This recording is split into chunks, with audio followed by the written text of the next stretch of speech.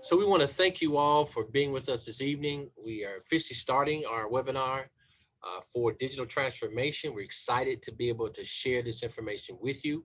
It has been done previously in the Nashville market, and we're bringing this back because it was an amazing bit of information, and we wanted to make sure that the people that are registered for the bond education program get this, and it begins to saturate with them, because there's a life-changing experience that can happen if you invest time in this particular opportunity.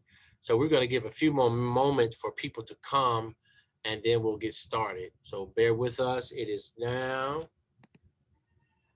8:01. We'll wait a few more moments, and then we'll begin the business portion of the meeting. Any questions for anyone in the audience that are here? Maybe before we jump into this, do you have any questions for us? Okay, let me ask a different question. Can you hear me, and can you talk? We gave this opportunity for you to speak, so I don't see anybody on the screen, so I'm wondering if someone can acknowledge that that does work for them. Yes. Hey, Miss Phyllis Poole, how you doing? Fine, and you? I'm just amazing. It's good to have you here, and thank you for doing that. Now, okay, wonderful. So that it does work, and so when Miss Beth is going to give you the kind of lay of the land, if you will, schedule wise, by the way she has you registered, and then we'll begin. Those that are here will begin to listen to that elevator pitch and hopefully see your face, because that's the one thing we miss about not having face-to-face meetings is that your face, right? So hey, can you place that audio file from 2 weeks ago in a shared folder? yeah, we can figure that out. Yeah, we've talked about that. We're having a shared photo with all our information. Actually going to hear something about that this evening. Okay. How we're going to do that. Thank you, Miss Elaine. You're welcome.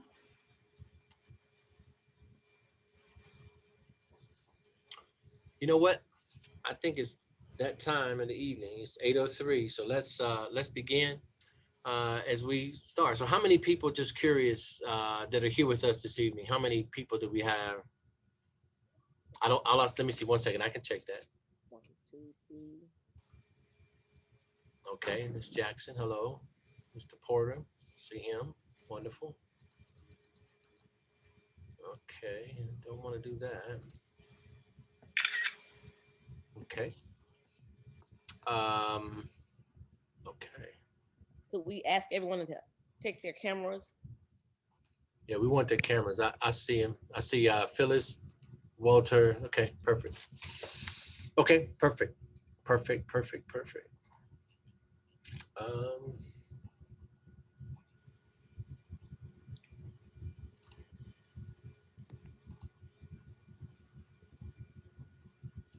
All righty. Let's have the first slide. Thank you so much.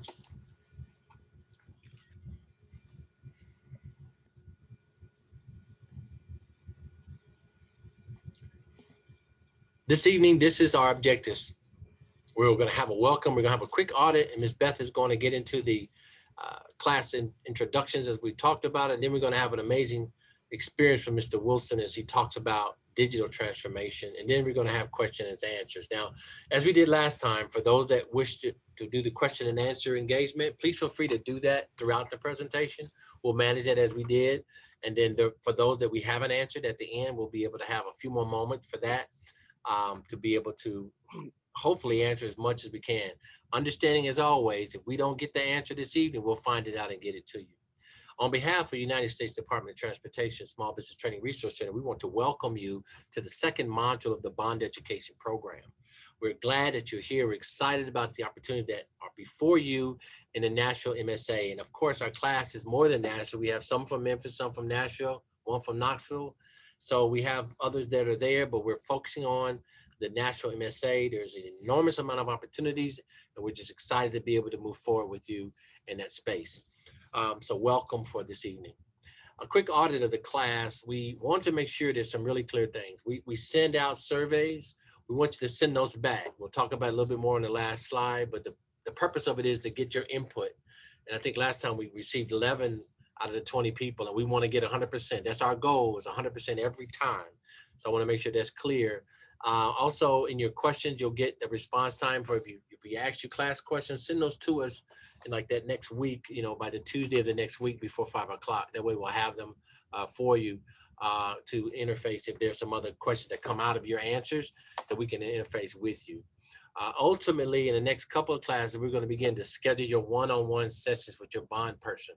So as the bond product comes back to the class module, you'll be able to get a schedule. So begin to think about what the one-on schedules would look like. It will be virtual, of course, and we'll just schedule that and hopefully make it make sense. We're with you with that experience from the virtual perspective.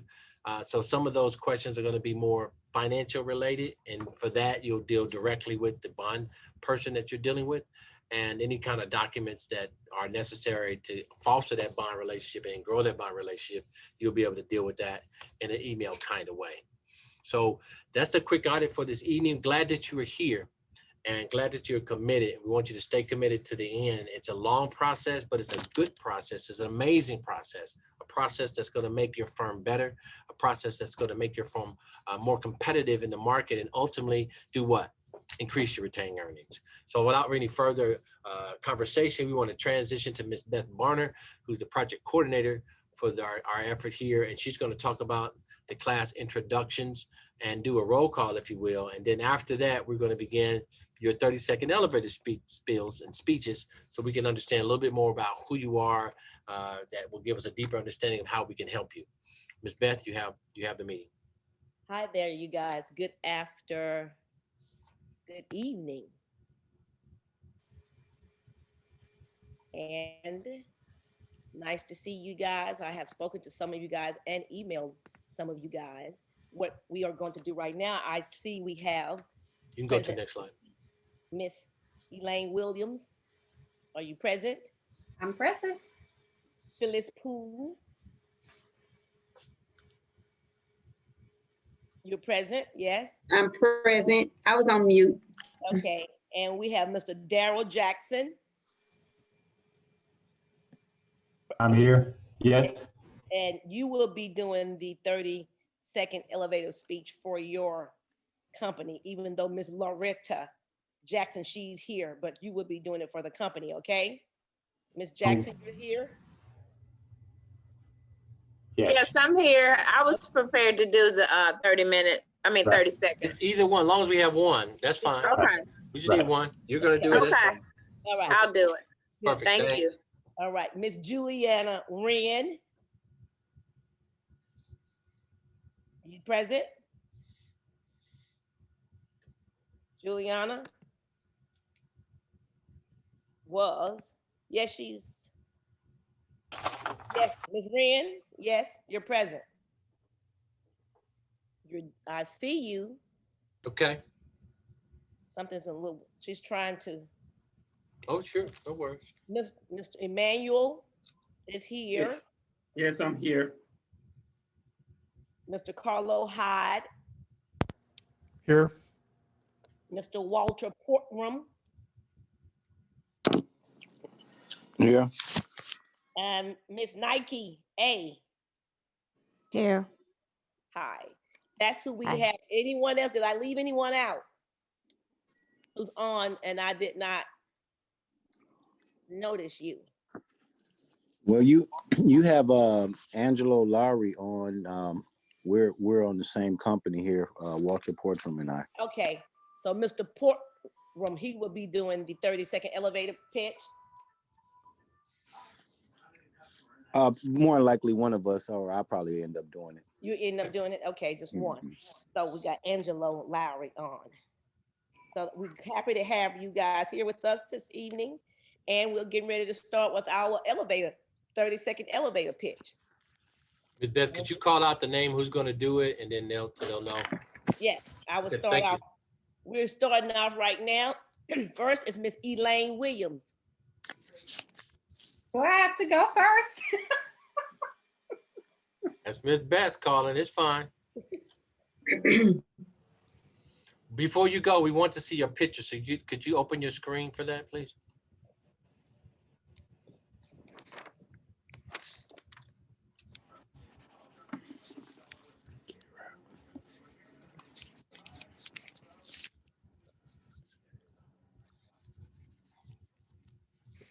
Miss Elaine, are you there? I'm ready. Okay. Oh, were you waiting on a picture to? If it's possible, we'd like to have a visual if you can. If not, we'd love to hear it as well. I sent the image to Miss Beth. Is that what you're waiting on? Oh no, we wanted to see your visual tonight, but if you don't have one, that's fine. We can definitely. I can see her. We see her. We can just go ahead with your 30-second. Hold on. Thank you so much. I'll present my screen. Sorry. We see you fine. already. That's good. As long as you guys see her, that's fine. That's wonderful. Thank you. Okay. Construction Depot Solutions is a commercial construction organization. Our focus is project management with the long-term goal of doing long-line interstate striping. Construction Depot was birthed from a corporate framework of project management, global treasury, and marketing communications. We're certified as a minority woman-owned small business. Other certifications are also listed. And in our construction, your details matter. Thank you. Perfect. Amen. Thank you so much. Let's give some And what clap. city are you in? Nashville. Okay. Thank you for that. You're Miss Beth, welcome. who's next? Next person is Miss Nike. Good evening. My name is Nikki, and I'm a licensed general contractor for residential and commercial projects. People always ask me, "Are you a girl contractor?" I say, "Yes. You want a girl to do your projects because we're gonna do it right, and it's gonna get done." So we specialize in quality construction, residential, commercial projects, and I'm in Louisville, Kentucky. All right. Thank you for that. Next person is Mr. Carlo Hyde. Good evening. My name is Carlo Hyde. I'm representing Elite Roofing Company of Nashville. We've been in business since 1991. Our primary business is to do commercial and residential roofing, which consists of membrane roofing, metal panel roofing, as well as shingle roofing. We also do gutter work, some painting, and other home improvement and renovation projects. Okay. Next person is Mr. Emmanuel.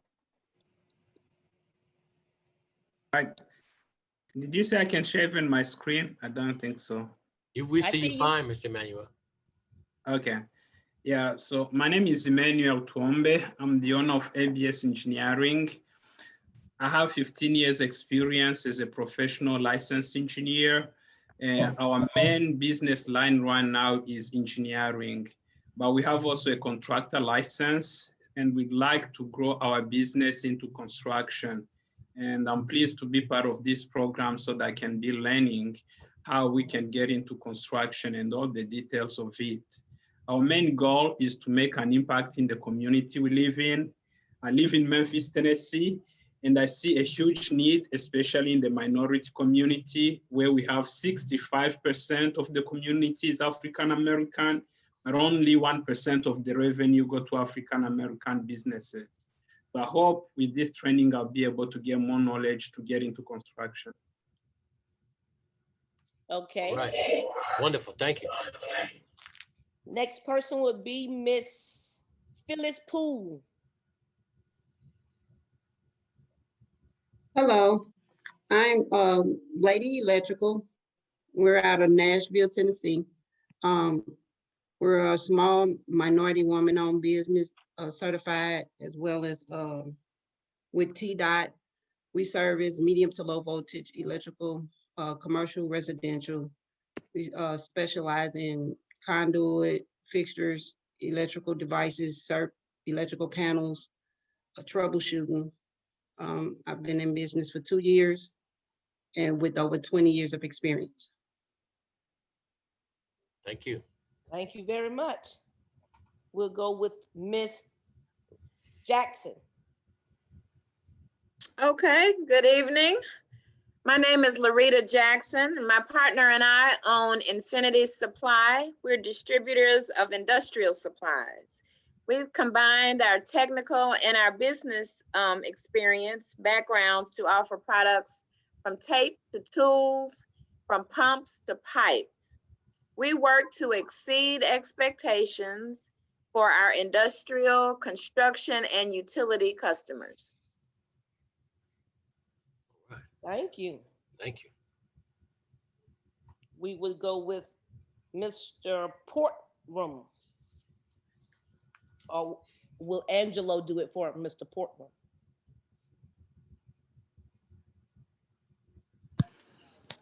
Yes, can you hear me? Yes, you can. Speaking. All right, all right. We are 4K Construction and Demolition. We are general contractors licensed in the Memphis area. We operate doing demolition. Right now, we currently do work at the water treatment plants where we do a variety of just maintenance and chores to keep the plant up and operating. But our big thing is demolition. For our speech here, I just say, have no delay, call 4K today to get your residential or small commercial project started. Thank you. All right. Did Ms. Wren come back on? Juliana Wren?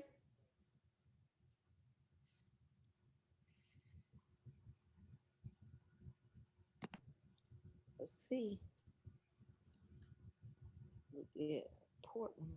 Let's move, go back to her. Thank you. Okay, I'm looking. I got to try and do something.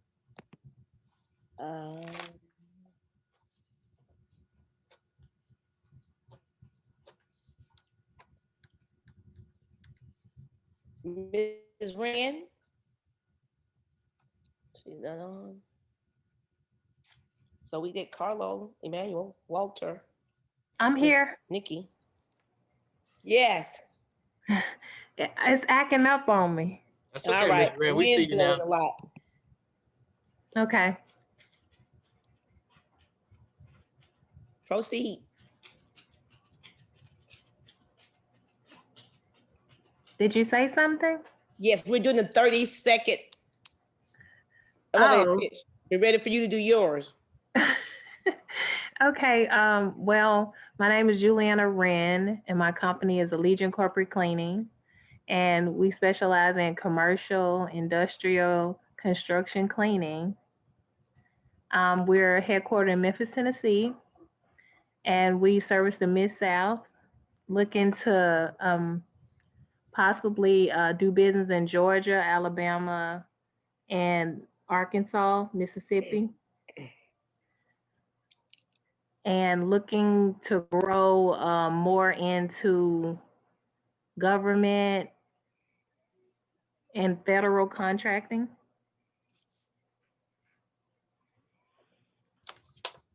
Okay, thank you so much.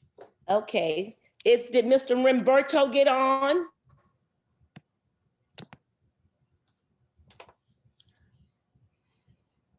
Someone's on. Someone's on via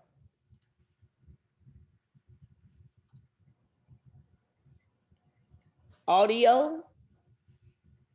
Just go to the next one that's available, Ms. Beth. Okay, we are at the end now. Okay, is Ms. Martina on? Is Ms. Durham on?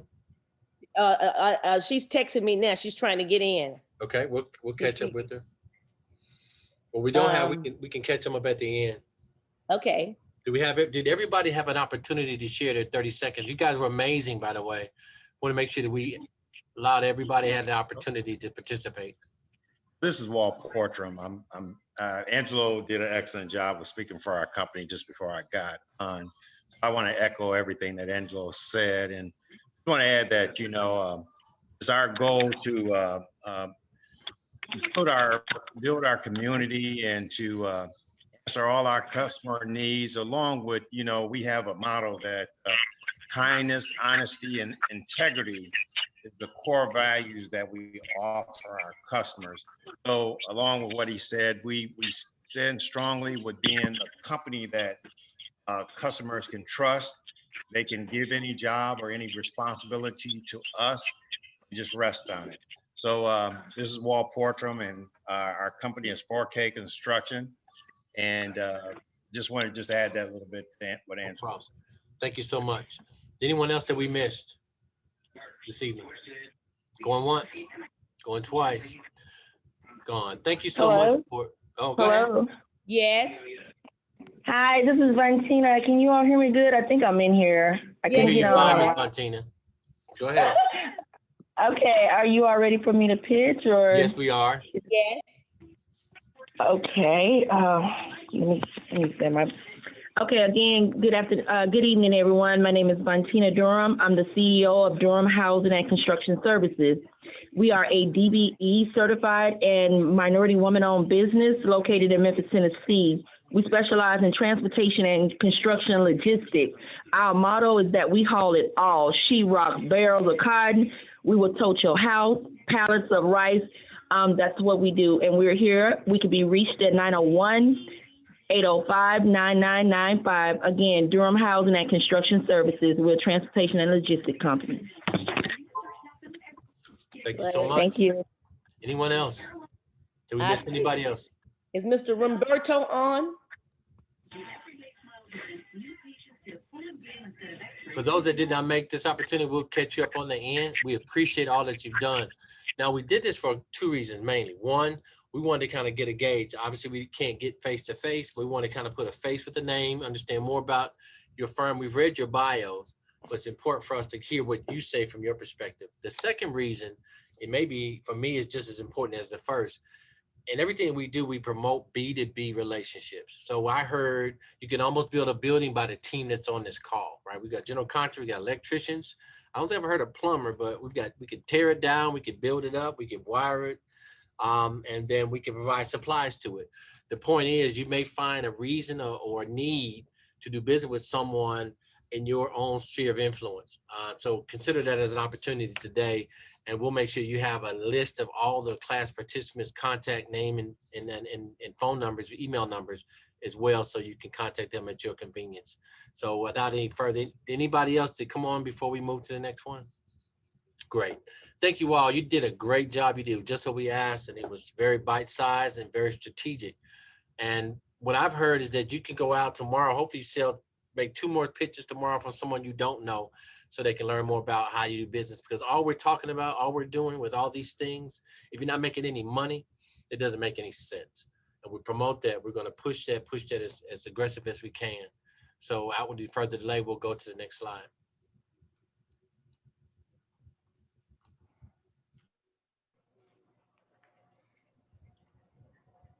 Next slide. So this evening, we're going to hear about Mr. David L. Wilson. David L. Wilson is an entrepreneur in the pure sense of the word. Next slide. He is the founding member and president of DLW Enterprises. As you see on the screen, I'm not going to read it all for you, but you can kind of get a gauge that he has been involved in this industry of finance for quite a while. He's integrated a group of companies that provides investment strategies, insurance, pensions, estate and tax planning, and real estate sales and construction development services to clients throughout the United States. This includes several prominent sports and entertainment figures and professionals. As I mentioned before, he's the founder and CEO of Financial Service Organization, a personal and business financial planning company. The Real Estate Resource Group, Inc., and a commercial real estate sales company, Digital Net Lending, and a commercial lending firm, RERG Development LLC, a real estate development company that builds residential and commercial properties, and of course, Equifinancial LLC, investment broking, dealing focused on private placements. There's a whole lot of more information I can give you about Mr. Wilson, but I want to share this with you. His heart is in the right place. He wants to make sure that you listen to what he shared with you, because we studied the pandemic, we studied the pre-pandemic business strategy and the conditions of the market. We've done it inside the pandemic conversations over the last almost year. Now we're at the post. We're looking at the tunnel. Is it the end of the tunnel, or is it a train? Well, we believe it's a train if you don't do some of the things that Mr. Wilson's going to, next slide, that Mr. Wilson's going to talk to about and share with you about in this particular presentation. It's the second module for you this evening. As again, you can bring questions throughout the process. We'll get those for you. And without any further delay, we'd like the transformation to begin, the digital transformation to begin. Mr. David Wilson, you have the mic. Thank you. Thank you very much, Mr. Dixon. And hello, everyone there. How you all doing?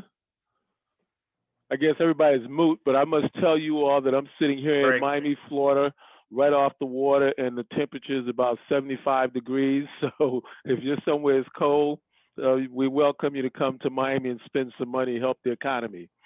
As I was listening to Hebrew read the various different companies that I am involved with, and if I was you all, I would probably be saying to myself, well, how do you do it? And one of the things, or the point that we want to try to get across tonight, because as I listen to each one of you all give your elevator speech, you know, you're in the right businesses, you're in business, but the big challenge today is how do you run that business and focus on the things that generate money versus focusing on the day-to-day activity and et cetera. And that's what digital transformation is all about. How do you now move from, because whether you want to or not, you're in the technology business.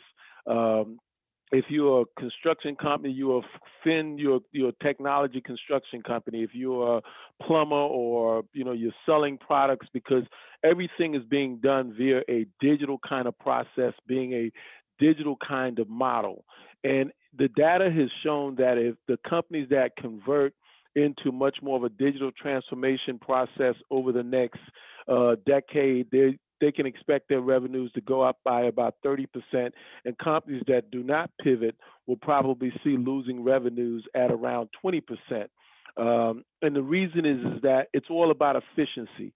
When you come to work, or today, as entrepreneurs, we're working all the time, so that your job and your business virtually should be on your cell phone, and certainly on your laptop or your tablet computers, wherever you go. That's just the nature of business now. Just like we take our bank with us, because we got, you can bank on your phone, you can make deposits, you can send money. So that the innovation in technology, that's where it's going. If you're not receiving your bills, getting paid via the internet or through, automatic transfer of monies, if you're waiting on a check, then you got to look at that and say, how do I change that? I had a substantial check and it was being deposited, and they were like, oh yeah, we're going to put a 7-10 day hold on it. And I'm like, oh, what? So this vendor, I'm like, listen, from now on, at any closings, you got to wire my money in, because I'd rather have that money in my account than in their account. And obviously, the quicker you get your money, the quicker you can turn that money around, and the quicker you can create opportunities and activity. So you've heard the terminology big data, and you hear everybody talking about data. Well, literally what data is just having a lot of information is one thing. Having the right data is the most important thing. And the right data centers around the kind of business that you do, so that you have, as a contractor, all your vendors in your database, emails, contacts, websites, any document that you're exchanging with those individuals should automatically be in your system. And it should be, and frankly, I know people are kind of worried about cloud and being hacked or not hacked. Well, the reality of it is just like a bank or your house. If somebody want to get in, they're going to get in. But, when you look at that versus the ability to have the effectiveness and the efficiency of digital technology and innovation, it outweighs the risk. And frankly, when you're moving to the cloud, what really happens is that you now got some big enterprise corporation that's responsible. If you ever been ransomware or locked out of your own computer, it is no fun. So that when you have this big company, it's their responsibility to solve your problems. So don't use that, allow that to give you fear that, wow, my information is going to be locked somewhere, because the advantages certainly outweighs the cost and that little anxiety that you might feel. So when I look at what digital transformation is, and literally I'm going to move from using digital transformation, just information transformation. It's like the first thing when you walk into your office, it's like if you're a carpenter, you have a toolkit and everything that you need that day to work on that house, or if you're a mechanic, everything you need to work on that car is right there. So if you're a business owner, you got to have the same thing. Everything that you need when you walk in the morning, the first thing that I do is I open up several websites, several platforms where all the information that I need to communicate, if there's like we do a lot of commercial real estate. So if we need to search properties, we already got that portal open. So all we have to do is put in an address. We don't have to Google it. We don't have to go searching for it. You know, how many times, for an example, you might want to check your bank account or check a credit card balance or whatever the case may be. And now you got to figure out what was that login. Well, when you think about it, takes you say 10 to 15 minutes to redo a login. That's time. Now, if you imagine if you did that, say 3 times a month, and it takes you 20 minutes, you know, that's almost an hour of just resetting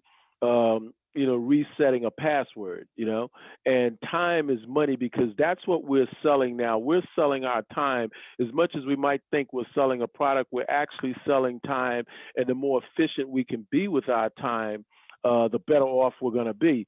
You know, data has shown that whenever you're going through and you're working on a task, and you know, we all have these tasks, and it might take us an hour or 2 hours or whatever the case may be, but every time you're interrupted to get back and get started on that task, it usually takes, based on data, it usually takes, or research, it usually takes about 20 minutes to reprogram yourself to get back into the flow. So now think about how many times you may find yourself interrupted because you had to look for an email, you know, you had to look for a document, or you had to look for a contract, for instance, you know. Those things are what eats up the time. If you think about the fact that, let's say you had to look for an email and it takes you, say, 2 minutes to find that email, and you have to look for emails, and that happens 10 times a week. You know, there you go, another hour. And then if you have employees that's working with you and they go through the same process, all of a sudden we ran some metrics, and people can spend almost a month looking for data, looking for information, you know, or if they go home and then they got to come back because they left something. That's what digital transformation intent is, to get you away from that and allow you to work on the things that you do. You know, it's oftentimes when I'm working with athletes or entertainers, you know, let's say a football player, all they want to do is play football, and they're excited about playing football. But then all of a sudden they realize that, by the way, I got to pay taxes. And if I play in 10 different states, I got to pay taxes in 10 different states. So that means I got to put together my accounting records. By the way, I got schedules of appointments, and I got to go, you know, health appointments, how I eat, all of this stuff that's part of being a successful football player that they did not imagine when they started playing football. All they want to do is run the ball. The same with, you know, musicians and entertainers, the same with you as a contractor. What you want to do is do good, move your business forward, grow your companies, take care of your family. But in the meantime, you're in a regulated environment. So now, how do I track all my vendors? You know, so what digital transformation allows you to do is dealing with these enterprise software, and you can flip to the next screen, dealing with these enterprise software put all of that stuff in front of you so that you're not looking for it. You can schedule appointments, you can schedule tasks, as an example, for people who work for you. So you're not sitting there wondering, this person needed to get this done or do this. And it's not so much that you're trying to be hard and on top of your employees, as much as that, you know, how many times we as entrepreneurs, you know, getting ready to, you know, trying to fall asleep, and then you wonder, did this get done? You know, now it's all in your system and in your computers that you can find that information. And one of the things that I've found when it comes to information, because when we talk about digital transformation, all we're doing is talking about taking the stuff out of your head and putting it in a platform, taking all of the stuff that you have to deal with that's on paper and digitalizing that whole information. And that's where, you know, the good news is that the big companies have no advantage now over the small companies. In fact, a lot of the big companies have much more of a challenge because they got 50,000 employees or 10,000 employees that they got to convince to use this system. Whereas that you as a entrepreneur with, maybe 5 or 10 employees or 2 people, you don't have to get that cultural change because you can implement that culture by simply saying, this is the way we do it. And this is how we're going to do it going forward versus having to convince someone who's used to writing everything down, now having to put all of that in the computer. Because as you all know, whenever we call to check balances or get information, they'll let you know that this phone call may be recorded. That way they can have that information and not have to go looking for that information. They got records of your social security numbers and all of this thing that allows you to move much more rapidly. And if you're not focusing on this, you're going to be left behind. Every business, no matter what you do, if you're a lawn company, I was telling my lawn man, he texts me and asks me that I need my yard cut. And I'm like, I sure wish he just had an application that I could just hit a button and say, yes, it's automatically scheduled. And by the way, your payments are automatically scheduled, so that, the people that you do business with, on a consistent basis, you should be paid automatically. You should not have to wait for a check. It should all automatically be set up. In addition to, every bill that you pay, you should have it automatically set up. That your phone bill, light bill, rent, etc. All those things have to be done every month. And so why not just have it automatically debited? And before I finish at the end, I'll talk about accounting and bookkeeping, because that's another thing that really trips small businesses up. When you look at a lot of the conversations around the PPP programs, one of the reasons that a lot of the small businesses were not able to access this money is because a lot of them did not have their documentation in place. They didn't have their taxes done or up to date. And, if you're automating all of this stuff, it's pretty much very, very easy to have all of this stuff done and be able to turn around at a rapid pace, because everything is about how fast can you do it, how quickly can you get it done, and how quickly can you move on.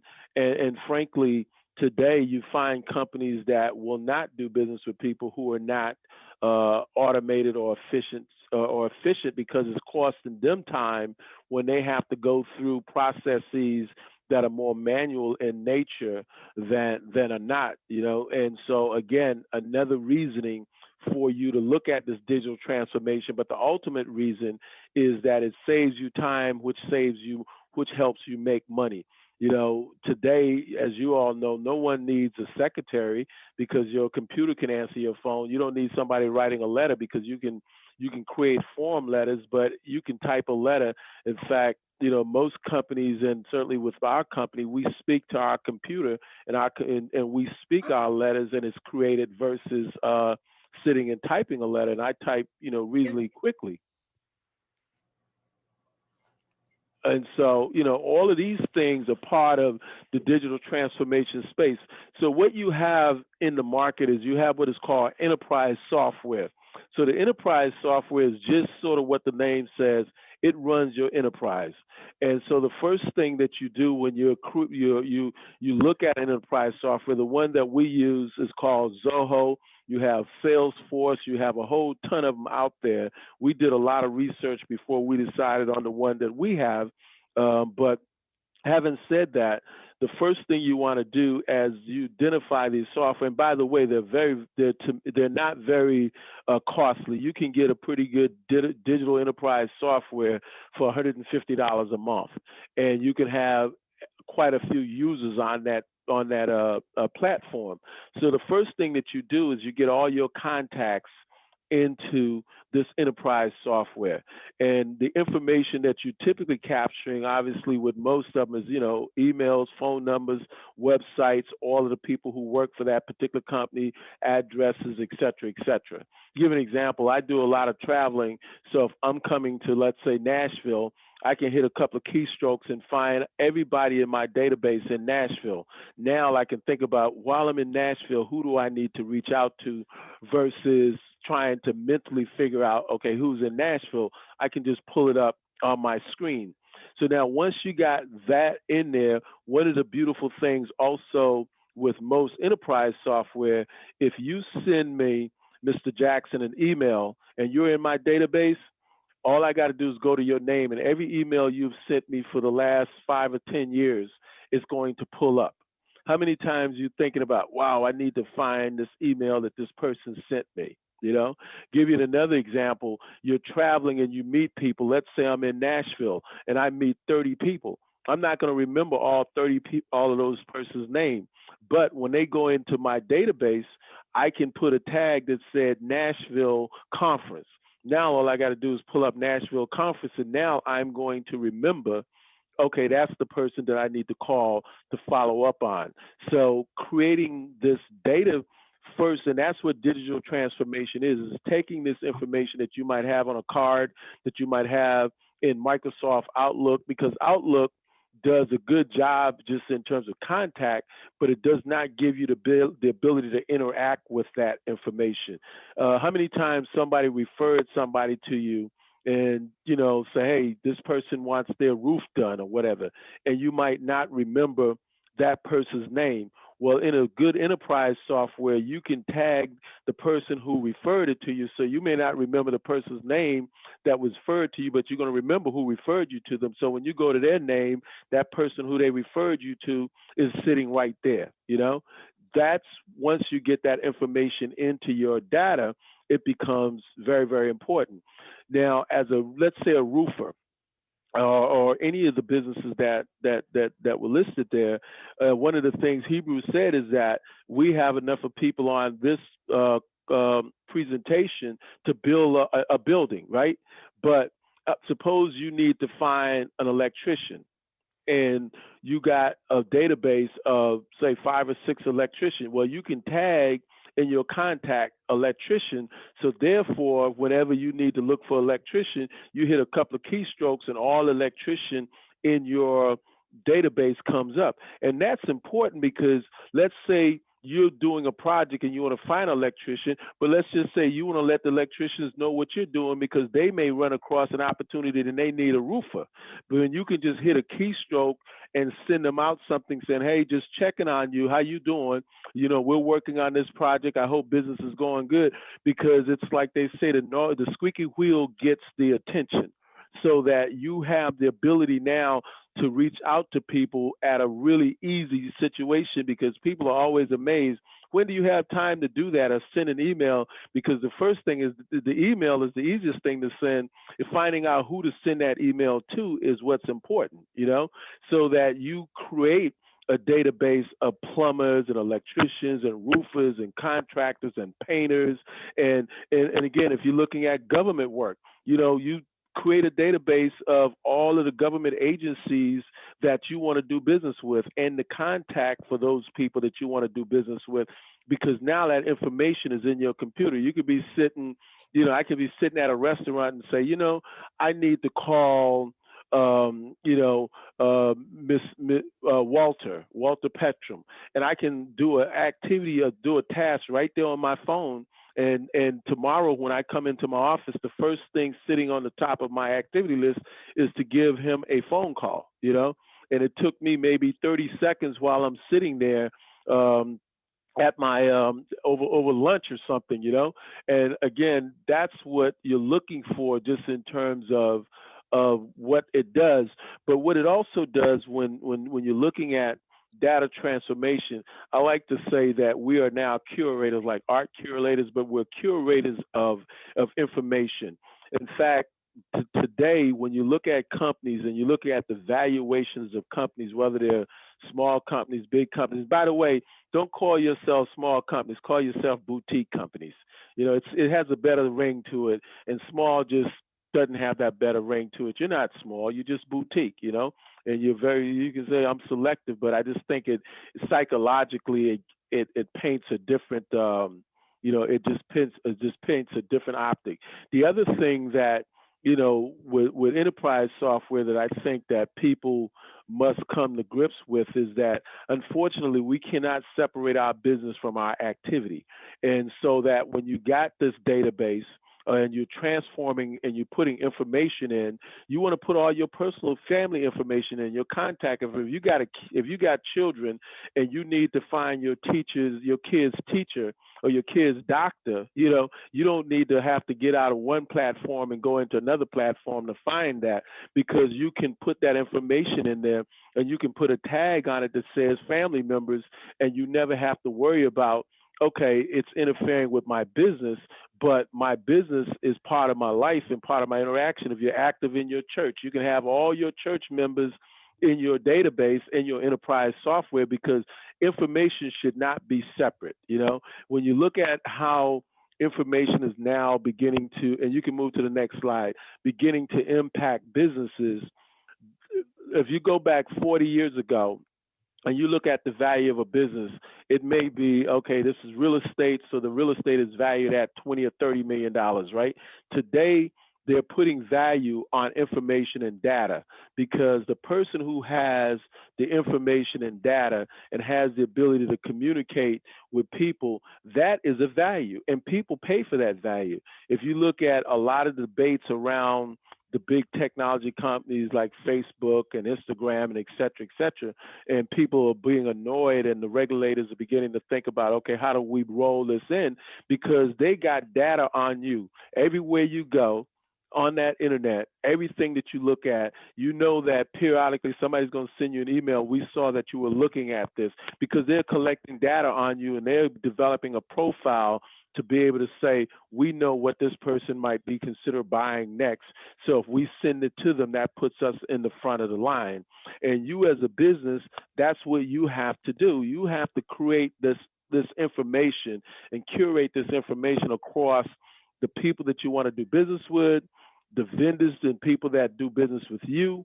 You want to have, it's like when I go into a meeting, I have data on the people that I'm going to meet with. I want to know where they went to college. I want to know if they got kids or not, because it's interesting in this very diverse world that we're in right now. And I was on a conference, and General Colin Powell was speaking, and he was talking about his relationship with the Chinese president. And before the guy was the Chinese president, he met him in New York, and he asked him, hey, how you enjoying New York? They was at a UN meeting. And he says, oh, I'm really enjoying New York, blah, blah, blah, blah. He says, well, where did you go? He said, I went to this building and that building. And Colin Powell said, hey, you didn't see New York. Let me take you to get a hot dog. So he takes him to get a hot dog in New York, right? So now, every time he sees the president anywhere around the world, he comes and give him a big hug, invite him up to the front of the room, and talks about their relationship and hot dogs. So could you imagine when you walk into a meeting and you got information that you've already researched on somebody, and you know that they have kids, and or you know where they went to college at, or you know where they went to church at, or you know where they grew up at, because people do business with people. They don't do business with deals. And in my business, in the investment world, 90% of the people that we interact with are non-people of color. So that I need to know how these people are thinking and what their mindset is. And that information is all, again, data, and gathering that information to make our relationship make the relationship work, because you know about them. And the great thing about it is that with the internet, all that information is out there. No one has a heads up or has access to more information than you do. So now, once you have put this information into, let's say you took your cell phone, and one of the things is that it's not so difficult as people might think to get this information into an enterprise software, because you can upload all the contact information from your cell phone into most of these enterprise software. If you got it into an Excel spreadsheet, you can upload it from an Excel spreadsheet. If you got it in Microsoft Outlook, you can then upload that information, and it'll pull in all the fields that you want in terms of websites, email addresses, names, mobile number, and a business number. Because again, what information that you want the information that is going to allow you to develop this relationship and to be able to follow up with the folk as in a most effective way. Let's say the government contracting side of the business. You know, how many agencies out there? And one of the persons mentioned that they want to do business, you know, in the southeastern states. Well, the first thing you want to start to doing is gathering the data on which agency and then who are the people, and then get on whatever email list that they have, and then start to sending them information. And so one of the things also about data and curating information, I would probably say that when you're filling out an application or document, 80% of the information is the same. So if you already got this information in one place, you don't have to recreate this information each time that you need to create it. It makes your life easier. You know, unfortunately, you know, we, as I said, we're all in the technology companies, and there's some things that, you know, 30 years ago or 40 years ago, we might say, well, you didn't necessarily have to do that. And I got to tell you something. I graduated from college. I was just a C student, so I ain't no smarter than anybody on this call. But, you know, I figured now I might outwork everybody. But at the end of the day, you know, there's some information that some things that you might want to have to learn. And one of them is certainly taking a very beginner's class on Excel spreadsheets, because at the end of the day, you want to be able to evaluate a deal or evaluate a contract, because unfortunately in your side of the business, they offer contracts, but it may not be profitable, you know, or it may not be worth the energy and the effort. But how do you do that if you don't have the data and you don't have the information? So that's not that's something that, you know, is worth doing. And that's just part of being an entrepreneur, where there were other skills that entrepreneurs had. These are the new skills that entrepreneurs need in order to be able to be effective and be efficient in terms of information that's going to help you continue to grow. You know, and so that's very, very important. And as part of the data transformation, you know, we'd like to think that technology said that we would not work as much. I don't think that technology is keeping us from working. We're working just as much as we ever worked probably before, but I think we're working more efficient now. And people are making more money now. I was reading an article, and during the pandemic, there were 65 new billionaires created during the pandemic. You know, so what it tells you is that somebody was making money, and the people that were making money were the people that were already efficiently and more digitally driven, so they didn't have to pivot and say, now these people that I'm dealing with that I can't see face to face, you know, I got to get this information, I got to get that information. They already have the information. And the beauty of the digital transformation as it pertains to that, unlike in the old days when we had big file cabinets, you know, that information never goes away. You know, you don't have to store it somewhere and say, oh, well, I got to go get this information now, I got to go to storage. No, it's always there. And so you should get on the process of trying to figure out, okay, what is it that I need to do to get this information moving forward. Now, the key to digital transformation and information transformation is having information and then being able to pull up that information or that information when you need it. Again, it's like a mechanic, right? He got all these tools, but he may have this one tool that he only uses 4 times a year. But when he needs it, he needs to have it. And so that's what digital transformation and information transformation does. Let's say you bid it on a contract for Department of Transportation for Tennessee 2 years ago. And all of a sudden the contract comes around and you want to bid on it again. Well, that document is probably going to be relatively the same, you know? So, and if that's an electronic document versus a paper document, think about how quickly and how easy it is going to be able to fill out that information versus if you have it in a copy and in a paper and now you have to go and sit there and type it. No, and especially with PDF, all you got to do is erase some dates, delete some dates, and put some new dates in. And again, you're up and running, because what you as a business owner want to do is focus on the things that drive the business. You are that salesperson in that business. You are the face of the business, and you want to have other people doing the other stuff. But the main thing now is technology is doing it. I don't know if you all have had an experience. I had an experience of driving in a self-driving car when I was out in San Francisco. I'm like, oh, wow. But, the car comes up, the door open and say, hello, Mr. Wilson. I see you're going to the Sheraton Hotel, right?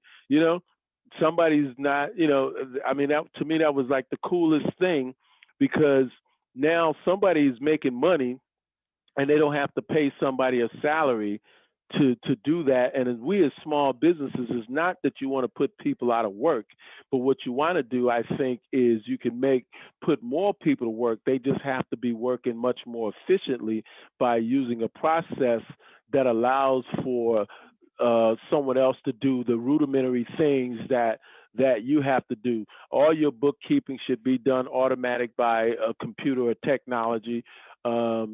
All your follow-ups should be done, where you're scheduling it. It's like if I have a meeting with someone, or we had a task and we said we needed to get a contract signed, we can go back to that task and reach out to that person and say, did that contract get signed or not? And if it did not, the computer will automatically ask us, do we need to set a follow-up call? So I don't have to remember that in my head, because as Mr. Dixon read, I got a whole bunch of different companies, and the only way to keep on top of these companies without having 20 employees that you got to pay is to be able to have it all automated and have it all efficient.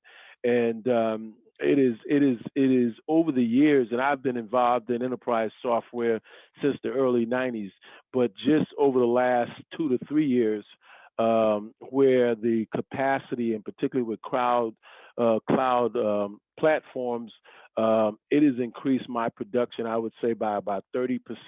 One of the things that I've found is that, and it's almost biblical, I'm anxious for nothing, because everything that I need 99% of the times I can put my hands on it. When people come to my office for a meeting, they're like, wow, because everything is there. And that's the point I really want to harp on, because as a business owner, we should not be stressed out, based on the rudimentary things that we are having to do every day, where you would rather be sitting there looking at a job, bidding on a contract. You're sitting at your desk trying to find an email, trying to figure out who to call next, whereas that your system will tell you who to call next. Because you can assign the task and say, and you can, like I said, you can assign a task to someone else in your office. The Jacksons that are partners, you can sign him a task and he can sign you a task, and that way you guys sort of remember, okay, somebody's responsible for this and somebody's responsible for that, and if it didn't get done, it didn't get done, and then somebody just get it done, because you're not doing it to make blame. You're doing it so it could get done, because you can blame somebody, but that ain't going to put no money in your pocket. What's going to put your money in your pocket is just making sure that the tasks get done, irrespective of who does the task. And you all, I think most of you all have been in business a while. I think there was somebody who mentioned they had been in business for 2 years, but it's important to understand also how this affects your ability to go to do banking, because you're efficient, and these are the conversations that you want to have with your bankers and your accountants and your lawyers, and in terms of letting them understand what your mission is and what your goal is in terms of re-imaging your business and your company, that will make it a lot more efficient and make it a lot more effective. And again, whether you are willing to do it or not, you're going to be forced to do it.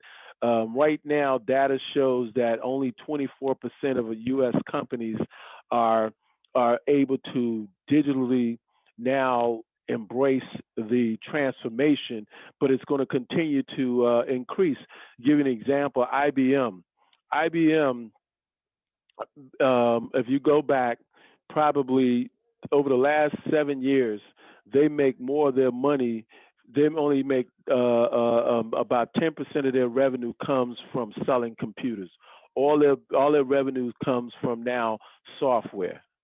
And again, because they recognize that a computer becomes a commodity because it's a hardware, and people can make them cheaper. Dell showed them that when Dell started, became a computer company. And so they pivot because they recognize that it was going to be about software. And so when you think about computers today, or technology and innovation, don't really focus on hardware. It's all about the software. The computer or the hardware is just sort of that interstate highway that you can get on and ride, but it's the software that rides on top of that that gives you the innovation. So when you're thinking about it, that's what you want to do, is you want to focus on the software that you're going to be using. So we use our enterprise software. We also use we use QuickBooks, which is all automated, so that all our credit cards, all our checks are written within the software. So when we download that information, it automatically goes to the accounts. If it was gas expenses, it was entertainment expense, it was office supply, it was travel expenses, so that I don't have to sit there with paper and pencil. I remember 25 years ago when I would have receipts and go walking into the accountant's office with that. Nowadays, all I do is email him an Excel spreadsheet from the QuickBooks, and he does my taxes and send me an automatic receipt for him to sign and file my taxes. And I don't have to think about that anymore, where when you think about, at one point, I could spend maybe 3-4 weeks working on my taxes. Now I can spend 3 or 4 weeks hanging out or figuring out how to do more business. The other piece that I think is really important, and there are 2 software that we use. One is called Canva, and one is called Issue. And Canva is certainly sufficient enough. But what Canva does is that, along with digital transformation, you got these people that you're communicating to, and so you got to tell your story. You got to tell your story to vendors. You got to tell your story to the government agencies that you want to do business with. You got to tell your story to people like me. You put me in your database. Oh, this is what we're doing. Now you got people who are champions, because the world has gotten so small now. I was on a call with someone, and the first thing that they asked me was, do you know this person? And both of these people are in Jersey. I'd never met this guy before, because he saw that we were connected, and he was like, oh yeah, and he texted the guy while we were talking, and he says, oh yeah, oh no, David's the man. I was like, oh, thank you. And this was an interesting conversation, because this group financed churches, and most of you all probably get to church frequently, because as entrepreneurs you need to, because you need prayer, but it was interesting because he was able to verify real quickly who, something about me. I saw someone ask the question about social media, and I must tell you, I'm not a big user of social media. And yeah, Elaine, you like Canva, huh? Because it's all about telling your story, and et cetera.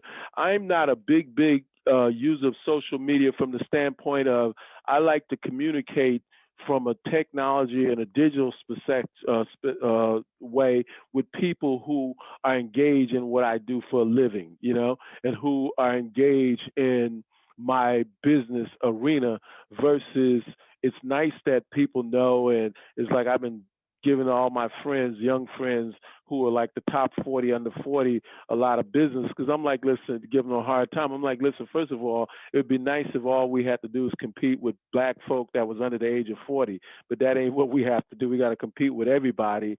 But secondly, as a private sector person, it's good to be in the private sector, and your business should be private other than the people who you're doing business with, because you can create a lot of noise. You can create a lot of you can create some hating, but so, I tend to focus on people who are in my industry. Because if you look at each one of you who gave a presentation, your database should be anywhere from 500 to 1,000 and then some of people, and people who feel good about you. Like, for instance, I think my high school graduating class, and I graduated over 30 years ago, all of them are in my database. And you might say, well, why is that important? Because of enterprise software and data transformation.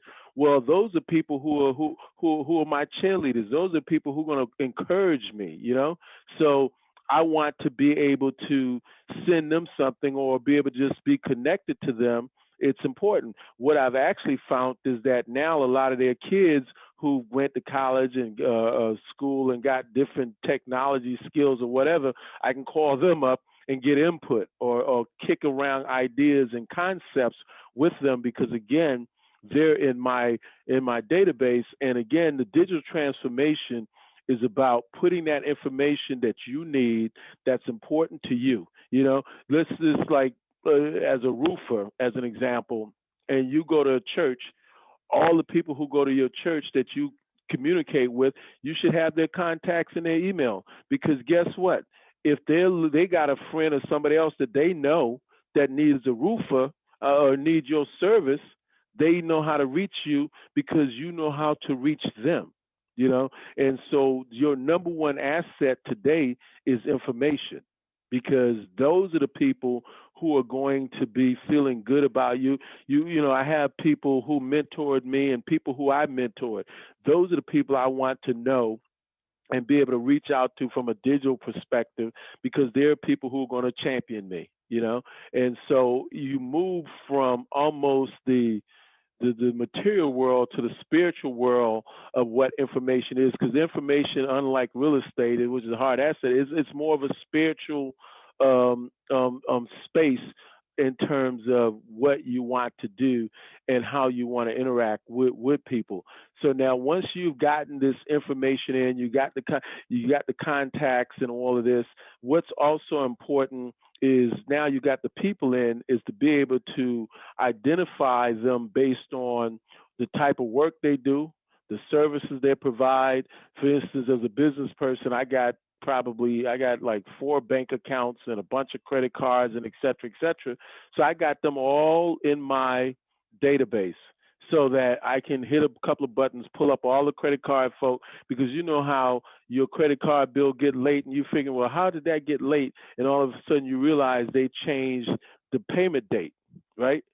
Well, I can quickly reach out to them, and I got their login there, and I got their phone number there, and call them up. I don't have to pull out out my card, and say, okay, let me find the phone number on the card, because now as I got older, I can't see worth a darn, right? So I don't have to pull it out because it's already in my database. And I got the phone number, I got the login, I got the PIN, I got the user number there, and it just makes my life a lot more easy. It's like, I don't know, it's like when I travel, where I have my card, I get electronic tickets, so I don't have to stand in, line and go get a ticket. I get it on my phone. They email it to me, and you can, again, it's about that level of comfort when I can kind of cruise through the airport and looking at people who are all harried and say, that used to be me, it's no longer me, it's almost like, as it say Hebrew, I am anxious for nothing because I know where everything is at, sometimes I don't know where my car keys at because I can't use digital transformation for that, but just about everything else, you're going to know where that's at.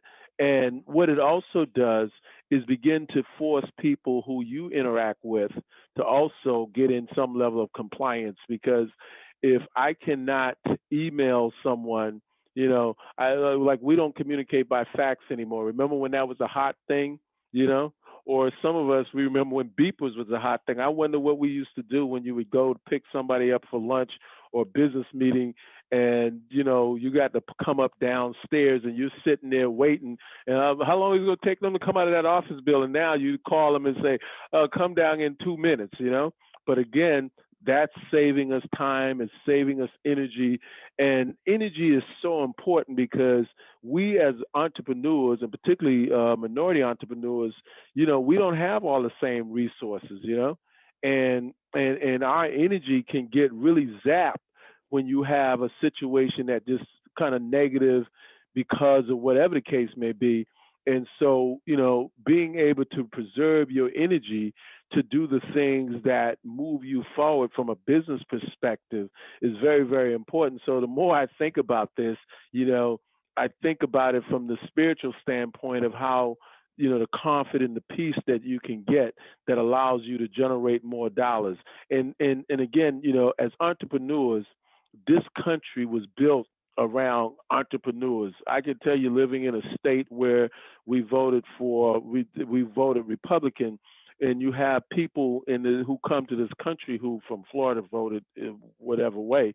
But the reality of it is that everybody has not embraced entrepreneur, and I think we as people of color must embrace entrepreneurs. But the beauty of it is today is technology has evened the playing field, because we got access to the same kinds of information and et cetera. When I look at the software and the stuff that I use today, when I came out of college, I worked for a big bank. The bank was like a $2-3 billion bank. And back in those days, that was a really, really big bank, The software that I'm using today is more superior than they used back then. In fact, I was reading an article and they said that the cell phones that we carry around in our hand are more powerful than the first computers they used to send a man to the moon. And so the question is, are you going to go to the moon, with this software? Because you can go to Mars or Venus now. Or are you going to continue to go in the route that you are? Now, one of the things that I really like about the program that you guys are involved with is that you guys should try to form some accountability groups. And we've kind of talked about this in another venue with Mr. Dixon and I and his team, is that, forming an accountability group where you guys kind of get together and say, hey, listen, let's figure out how, or let's all look at the same enterprise software, and then let's all figure out how to use the same enterprise software. And as such, what I'm going to do is I'm going to pivot and take you into my platform, and you can see it and kind of walk you through some things that how we've been able to do it.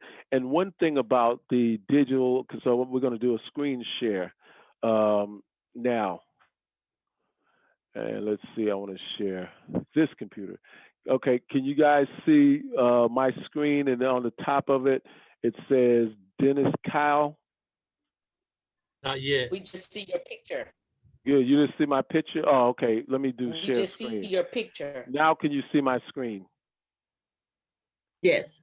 Okay, so this screen is a typical digital transformation contact, a contact screen, or what you call CRM, client relationship management, right? So the first thing you see up there is the first thing you see up there is lender and data mining. So now this person obviously is a lender. So if I wanted to find, for instance, all of the commercial lenders in my database, I come here and I hit contact. Now, you guys look at the bottom of the screen. You see I have 13,529 people in my database. So let's say having them in my database doesn't mean anything if I can't find them and when I need them, because, I like to think most days I'm brilliant, but I ain't that brilliant that I'm going to remember who 13,000 people are. But let's say I'm doing a large office complex or shopping center complex, and I want to find all the commercial real estate lenders in my database. I can come click on that and hit applied filter. And if you look down below now, you see 164 people that's what they do. So give you an interesting situation. I ran across this company because I got to tell you something. Church is a big business. And so I ran across this company somewhere out in the internet, And I wanted to figure out, okay, how do I curate them and keep their information? So across the top, one of the things that they do commercial lending, but particularly the churches. And they also invest in what they call social impact types of companies that are doing good in the community, right? And so now the first thing we do is we put their email in there. So now I can go to their email, their website, and find out what they do, how much money they got under management, what types of projects that they invest in, so on and so forth, you know? Now, I come back here, and let's just walk you through. This is a typical contact screen. It shows me as the owner, but I can also click here and change that owner to someone else in my office that works for me that owns that. So that if they put somebody in, it shows them as the owner. Let me go to another one that's a little bit more populated for you all. Let's see, this is one. Yeah, here's one. So here is the big company, Northwestern Mutual, which is a big insurance company. They finance real estate deals, right? So up top, I got them commercial real estate lender. And then I put link here because I ran across them on LinkedIn. Now, I assigned an activity. I can come in here and say that I want to reach this person. Oops, that's not what I want to do. I can come in here and say, I want to create an activity for this person. I come in here and click open activity, click on task, and I can say, call them regarding a loan. And I can schedule that for, let's say, tomorrow. And I can say, I'm not going to call. I'm going to have somebody else in my office call, you know, or I can schedule it for me. And then I can have it send me a reminder. And so now when I click on done, it's done. And I click on save, right? Now, if I go to look at all of my activity, it's sitting right there. So I had a close activity with this to close activity, right? So I can click here and see I called them on October 31st about financing. I had made myself a note on September 28th to send them an email. And what I like about the software is all the emails that I sent this person an email, and they came back and responded to me. And then they said, you know, that they would be more than happy to respond to my email, you know, so that all those stuff is sitting right there and I don't have to go looking for it. So like I was saying, the information that you want to curate. So I just met this person over line, over the internet, but you would put in their phone, you'd put in their mobile, you would sign, you would come in here, and just to give you an idea of the various different tags. So you put a tag on them, and that's how you remember, you know, what industry they're in or et cetera. Then you come in, you put their mobile number, all that information. You got your task, the contact owner. You can put their title, the company that they work for, their website, et cetera. Now, what I like about this software and why I chose this one is it's very easy to customize, and maybe on another presentation we'll do that. But because I go to a lot of conference and events and association, I could come in and put the name of the event that I went to. Like here, when I went to a conference in Nashville, I went to a conference in Nashville, I met a whole bunch of people. So now I could come back in and do a search under that tab, under the association and conference. Give you an example. Okay. Let me go to, so I go here, conference and association, and then I click, and I go down to Nashville. Oh, I cleaned that one out. Let me find another one. This conference here. Oh, I see. I forgot to clean that filter out. Now let me go to Nashville. Okay.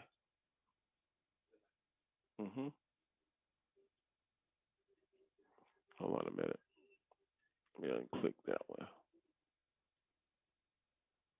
So when I was in Nashville, I met 86 people in Nashville at that Nashville conference. So now it makes it easy for me to remember who and what and where, and then I can assign a task. And by the way, with this particular software, you can get you can get a phone scanner which allows you to scan in people's business cards. So when you scan in the business card, it also has a picture of that person's business card, which just makes your life very, very easy. But when you want to assign tasks, it just makes your life easier. The next thing is that you got mobile numbers, you got email numbers. And so these fields are fields that we created. We created this conference field. We created this field, mentor field. We created that, you know, in terms of relationship. Show you, as I was talking to you guys about family, right? I could come in here, and I went to the University of Miami. I could come and find all of the Black alumni from the University of Miami in my database. Now, why is that important in terms of we're talking about my business? Well, those are people who I do business with that went to college with me, and I want to let them know what I'm doing. This is my church, New Jerusalem. I can come in over here and just do a search.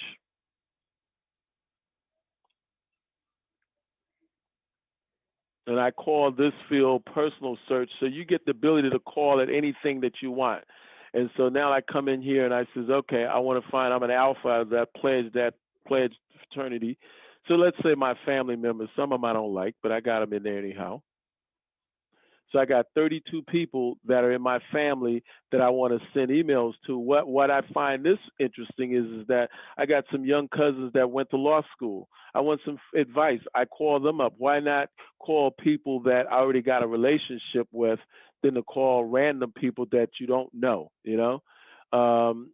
So when you come in here, like when we're raising capital for companies, for instance, I can come in and say they're looking to finance deals between 1 million and 3 million. They're looking to finance deals between 3 and 5 million, so that when I'm looking for a transaction, I got all that information in there. Like, for instance, we created this field. You guys can appreciate this as real estate companies, right? So we do, in my real estate company, we do site acquisition for national retailers, right? So I can come in and click on gas stations if they are looking to build like 7-Elevens or Shell gas station and et cetera. If they finance or they build student housing, apartment buildings, shopping centers, so that all that information is right at my fingertips. Now you see right here, this says Gerald DaCosta. So Gerald DaCosta was referred to me by Vincent White. I couldn't remember Gerald's name, but all I got to do is come to Vincent White, and it's going to be right there in terms of being able to recall that person. Because again, digital transformation is about being able to save information and find it with least amount of effort, you know? And again, all these fields are fields that we created that makes our life easier. The other thing is that you could come in and you can put notes, so that if I want to say spoke to person like Mr. Dixon will send me an email with all of you all's information. So I'm going to put you in my database, and then I can say spoke to you on conference, and it's saved and it's always there. If I want to attach a document, let's say there was a contract, I could come here, click on upload a document related to Mr. Vincent White, and it brings in this document. This was a document that is on a real estate transaction. Now, anytime I need to find that document, it's already attached to Mr. Vincent White's contact. I don't have to look for it. Then I click on here, and up pops the document on the development project that we're looking at. And also what I can do is I can also have multiple websites. So one of the things that I've done is that I have a lot of different, I like to keep myself busy with class and stuff like that. So I created myself what I call my own university. And so what that is that I have classes that I want to take because there's things that I want to learn, right? So I created this university called DLW Innovation Technology University. So now in my spare time, I like to fiddle around with music, right? So I can attach all the links, like I bought this fancy keyboard, right? Like here's one that I did on how to build websites. Software on it called bloatware. Yeah. For example, maybe you didn't download. So what happens is that you have these things that you see that you like and you want to follow up on it. You need to have a place where you can put it so that whenever you want to get back to it, you don't have to have a whole bunch of problems finding it. For instance, one of my hobbies is playing the piano. Not that I'm very good at it, but you know, I got a whole thing around music, right? So I come in and I says, okay, this thing was explaining how this fancy computer, this fancy piano that I bought, how to use it, because I didn't know how to really use all the buttons. I'm used to, this is one. This is my mellow music thing when I'm like stressed out and I want to listen to some calm music. I can do that. I'll show you one. I got one with TD Jakes, right? So if I want to listen to some TD Jakes, let me see, where is it under? If I want to listen to TD Jakes, I could come in and find here, for instance, right? Here's a TD Jakes sermon. Say amen. And again, because I can't separate my business for the most part from my personal life, because if I'm sitting at my office and I'm having lunch and I'm having a bad day, you know, I might need to put on some Richard Smallwood and some TD Jakes, you know. But again, it allows me to curate and capture all that information in one place, and it just makes your life so much easier. And this particular software, as I said, what I like about it, it gives us the ability to customize, and it's so easy to customize that it's absolutely incredible. You know, this is the field here where I was just mentioning that this person was referred to me, because I'm not going to remember what the person's name was, because we might have been talking over drinks, or I might have been at church and was in the midst of a conversation. But I could come here and click on and say, okay, Elaine referred this person to me. Now I'm going to always remember that person. So now as you look under referral, it says Elaine. And then I can add additional information. The other thing that you can use digital transformation again is deals, right? As you look at the bottom of my screen, it says that I have 32 deals or transactions that I'm working on. You can see a BAC development. You can see this is a deal we're doing with a church, you know? So I can come in here, like this is Greater Bethel Church as an example. And everybody involved with the deal, I can attach them to the deal. So this shows you the title company, so that if I'm doing an email or I'm trying to follow up, everybody who's connected to that deal is there. And it also gives me a schedule at what stage we're in the negotiation and review stage, you know. Again, making your life easier, because what you want to do is to be able to have all that information there. And the beauty of it, it might look and seem slightly overwhelming, but it's really not, because once you get that information in there, you don't have to put it there anymore. It's not like you go and pull out a file and put it on your desk, because then you got to go put that file back. You don't have to do that here, you know? So when I come into my office, you know, the first thing I do most mornings is I'll come and look at activities. And this shows my open activities, all of the things that I need to do. That was the person I needed to call, these people. And sometimes I just use it as a placeholder, right? And it's like, you know, call them regarding a loan, call follow-up meeting. This person dripped me and I want to send them stuff, community building software. I want to find out something about it. So it tells me what, and it has dates in terms of, I can see, well, am I behind? These are dates that something that I didn't get to do, and it may be not important anymore. But the main thing is that I don't want to have it and then be thinking, wow, I didn't get a chance to do it. So that's the first thing that I do is I come and look at my activities in the morning. And then I know what it is that I'm supposed to do. Obviously, you got your schedules, but the key is not only just looking at it, is having all that information. And see, I can schedule stuff way in advance, you know. I know, for instance, you can see stuff that I didn't get done in the 20s, you know, and some of it is just placeholders, and I'll go back and I'll change the date. But I don't have to worry about did I forget it or not, you know, because that's what drives us and gives us anxiety and cause us to get frustrated, and what causes some people to just to get out of business because it gets to the point where it's just overwhelming for them, you know. But you know, here's my vendors, right? I could come in here and let me see. Let me see here. Credit cards. See, there you go. Like I was telling you, all my credit cards. So there's 9 credit cards I got. Capital One, PayPal. You know, it's business folk. We got to have that access to that money. It's better to have access to it, not need it, than to need it and don't have it. So I got all the credit cards here. Now I can click on there, and now if I want to see the website, I got the website there. I got the passcodes there so that I don't have to look for it, and I can click on that, and I can just sign in, you know. The same with my bank accounts and everything that I deal with, not only just my business, but the things that are my personal and my family, because you can't separate it, you know, and being able to communicate to the people who feel good about you, who are your champions and your supporters.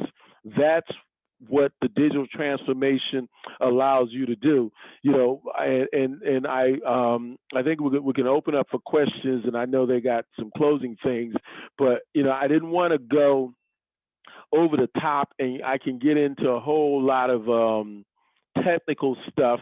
But at the end of the day, when you hear people talking about digital transformation or going digital or whatever, all it is having the useful information that allows you to make decisions and allow you to work more efficient. That's all it is. Technology is not creating technology is really not creating anything new. What technology is doing is just allowing us to do it more efficient and to do it more effective, you know, because it's just like, you know, Amazon did not create selling and buying. It just made it easier for people to buy and sell stuff. You know, Uber did not create rental cars or cars. It just made it easy for you to get from one place to the next.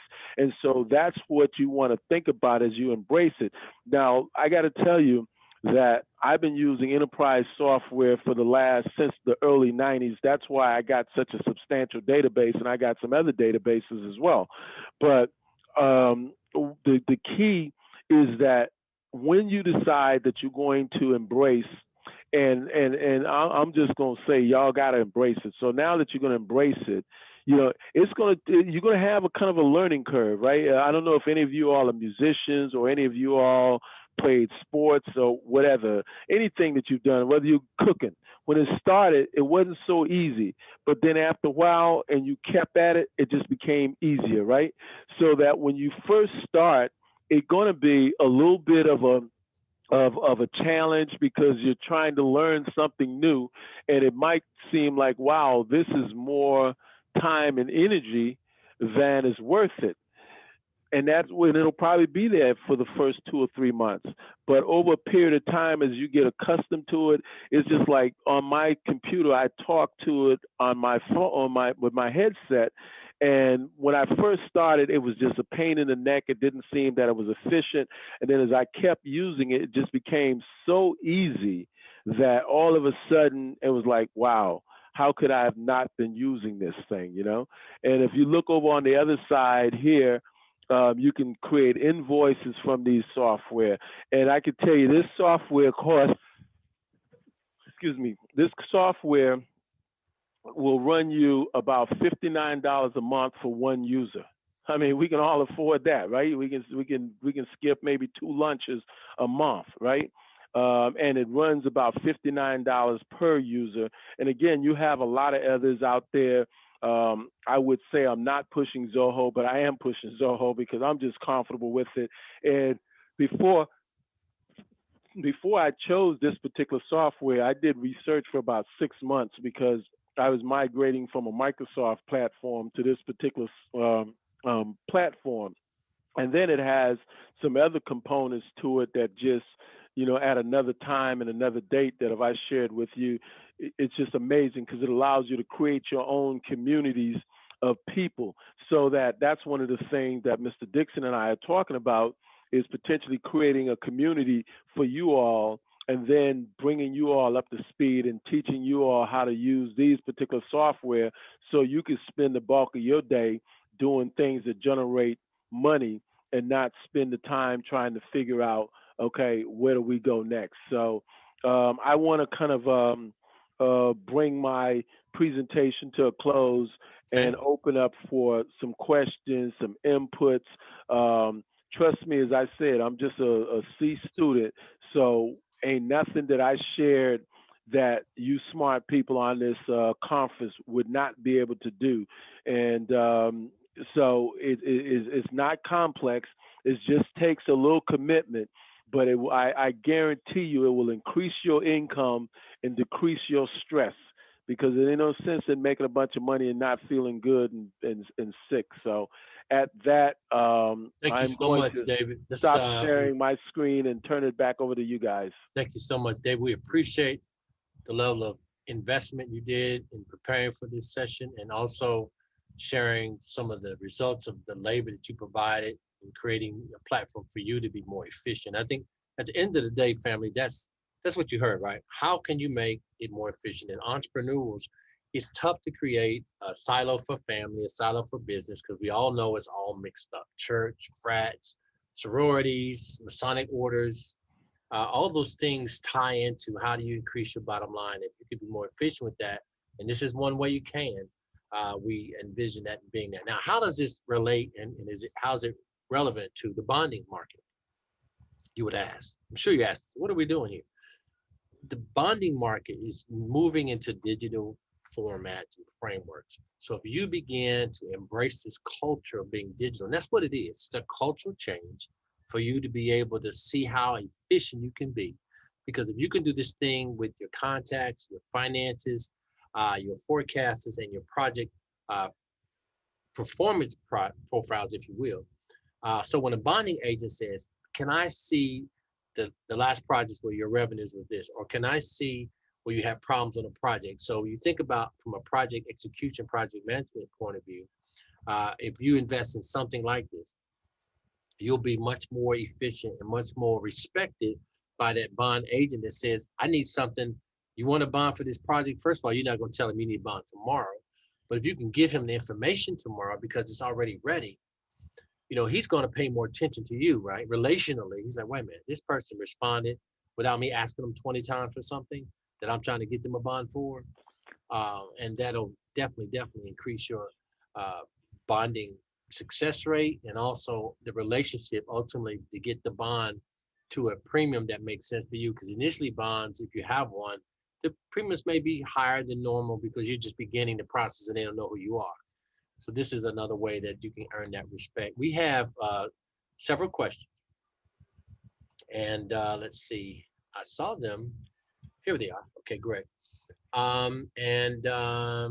have, it says, I love Kavana.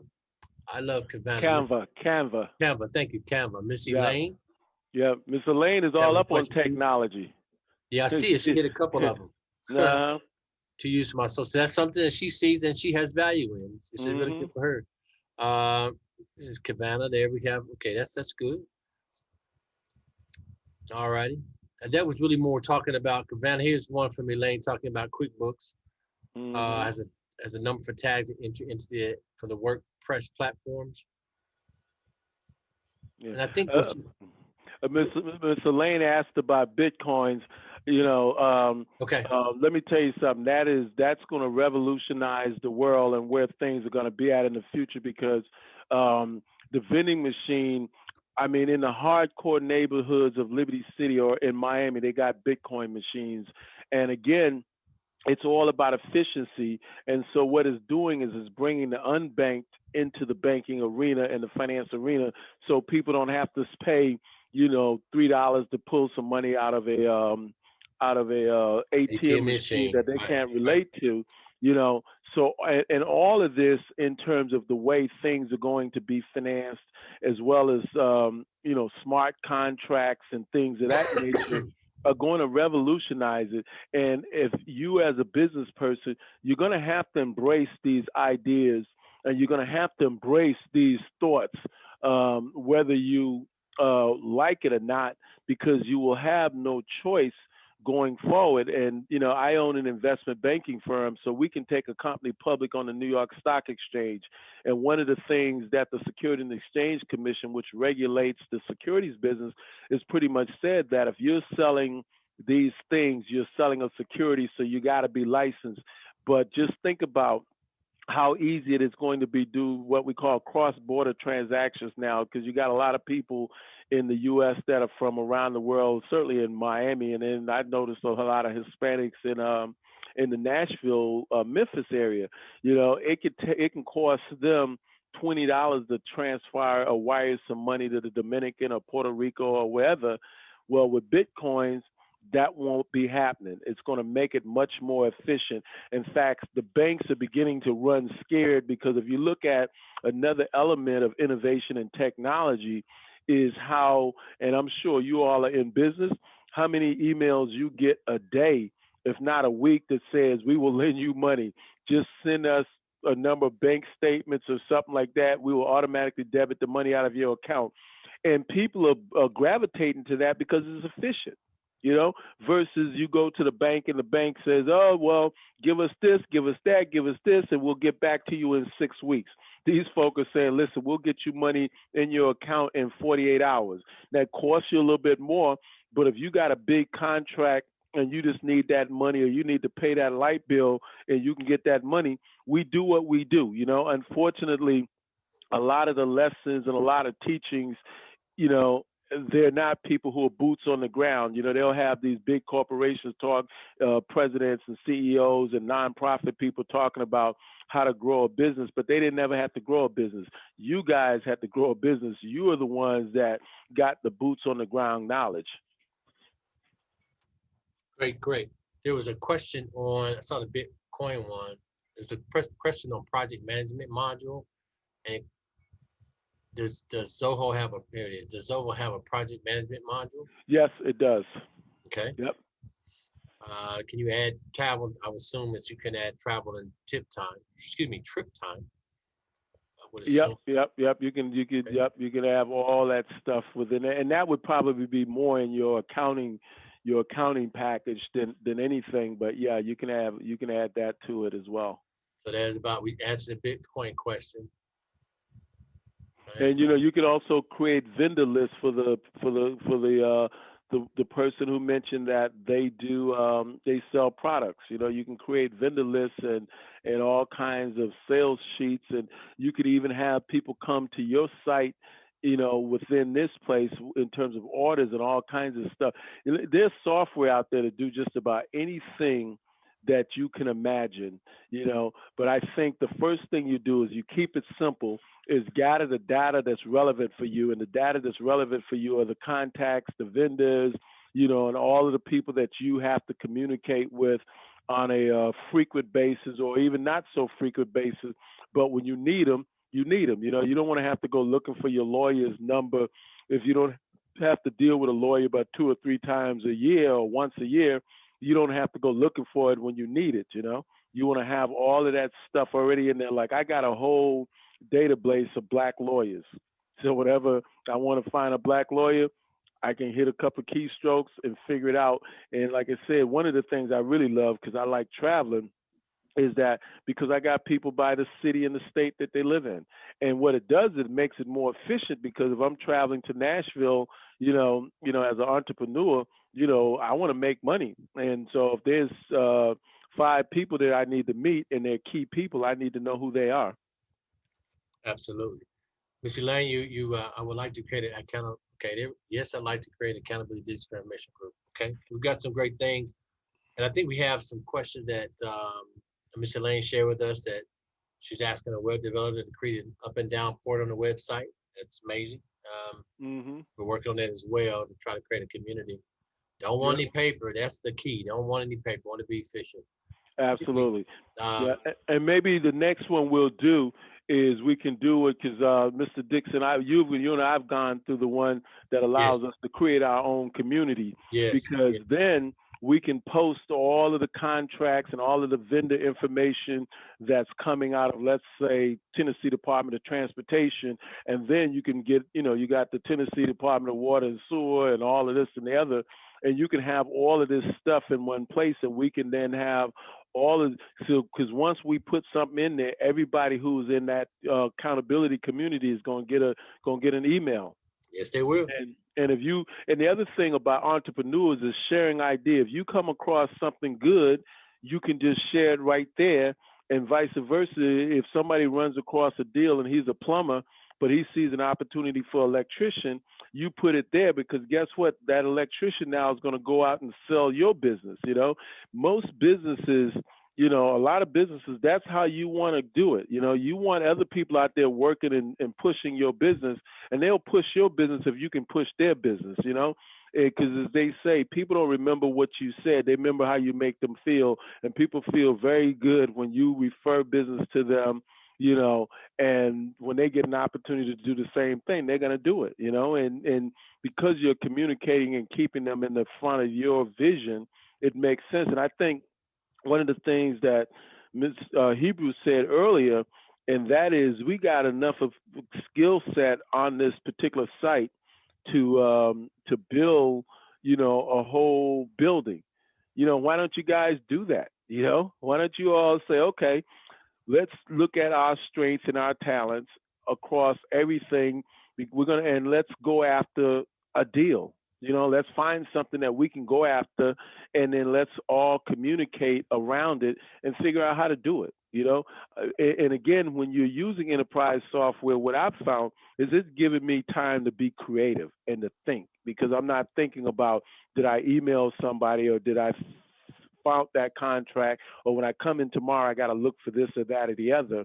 And I can tell you, in my industry, every quarter I got financial reports that's got to go to the federal government, because we manage people money, and they want to make sure that you ain't doing something quirky. And every year, at the end of the year, I got a full-fledged audit, and those financial reports, I got 3 financial reports. So when you look at that, over a 12-month period, I got 12 reports that I got to send to the federal government in a full-fledged audit. And you can just not possibly do it unless you got, enterprise software and you've converted to a digital transformation, particularly as a minority, because we don't have a whole bunch of resources where you're going to hire 10 or 20 people, it just doesn't make sense today. I see guys today, or companies and women, managing $2 and $3 billion with 15 people in the firm, because it's all automated.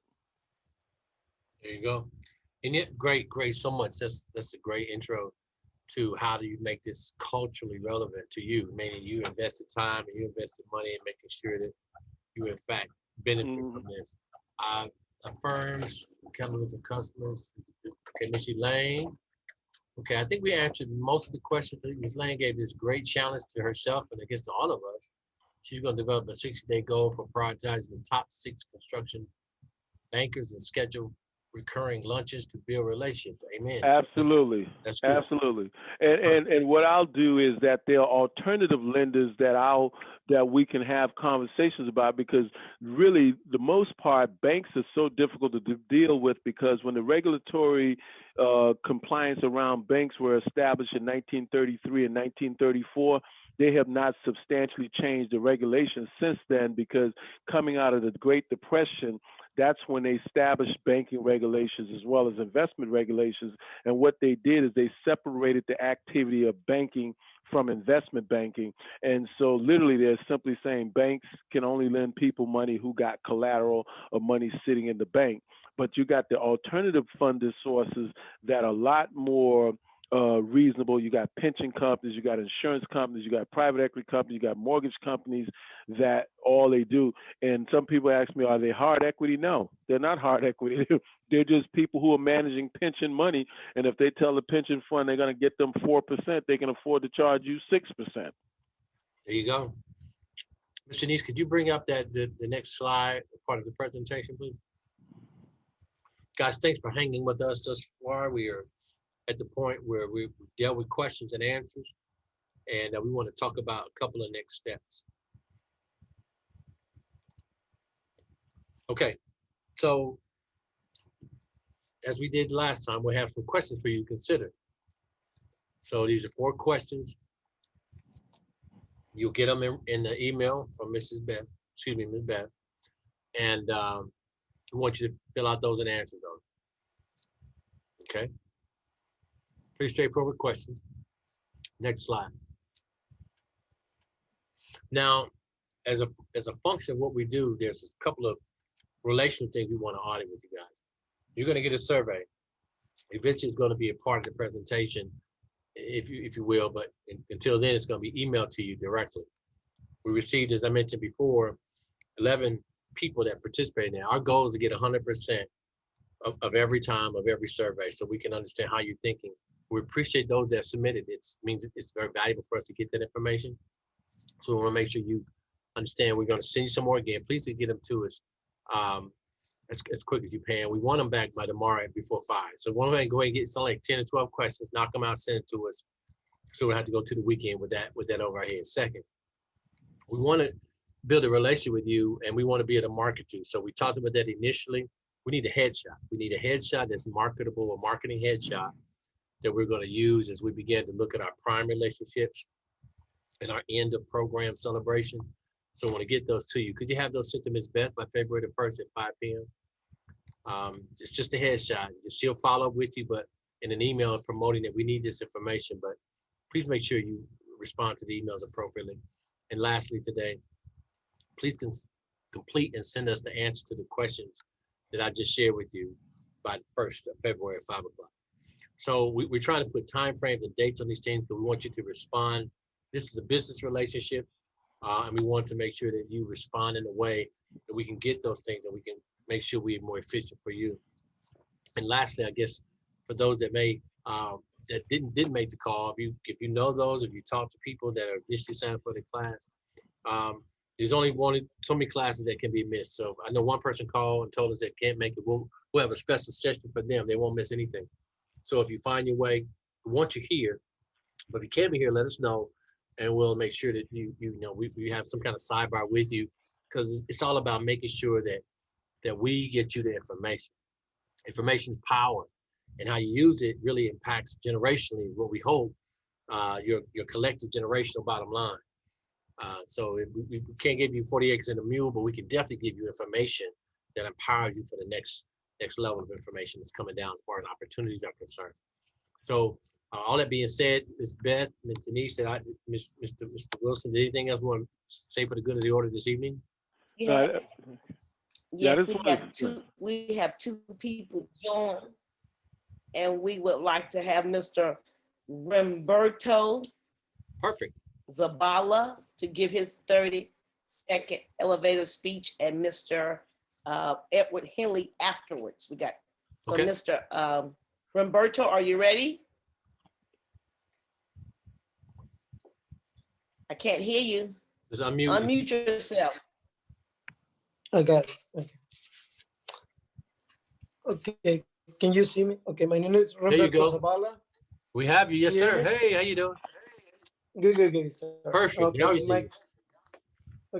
my company name is Music City Affordable Contractor, and our services that we provide in here is remodeling services for older residential, and we do painting, and we do interior painting and for buildings, and residential too, interior and exterior, and also we do preventive maintenance with through the HOA Communities Management Association, and that's pretty much what we do for now. We appreciate you being with us, and thank you for sharing, and welcome to the family.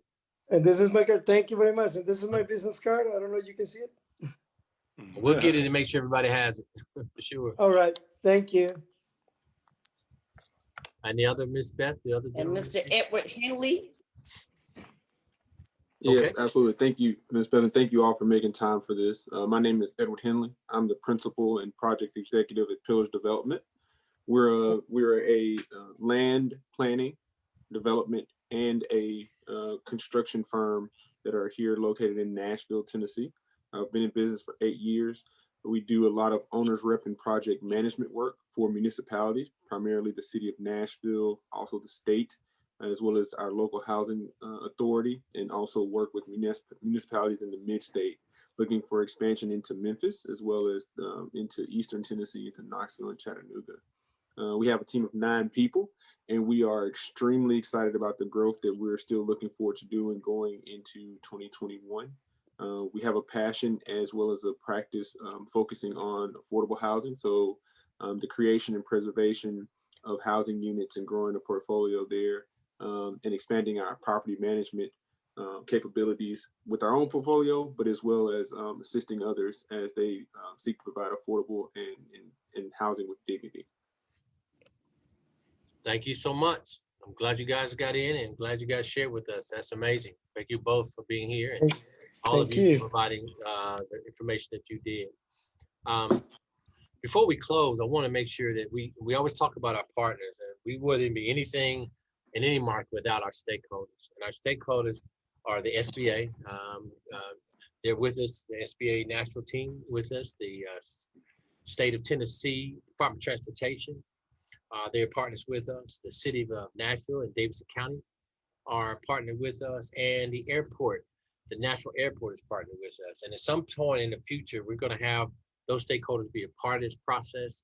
We want to make sure we'll send you all their contact information, because again, we're here by their invitation, and we're here by their grace and their mercy, if you will, to making sure we contact with you as far as in the trench work is concerned. So they worked hard to make sure all these teams came together. They worked hard for months being able to assure that their customers were being serviced right and being serviced complete. So we just want to make sure we always give reverence and give a special appreciation for our stakeholders. And we'll hear more about those stakeholders as we get into this next session. Our next session. Ms. Beth, could you please give information on the next session, and we'll begin to close this up. Yes. Next section will be February the, oh, I'm not ready.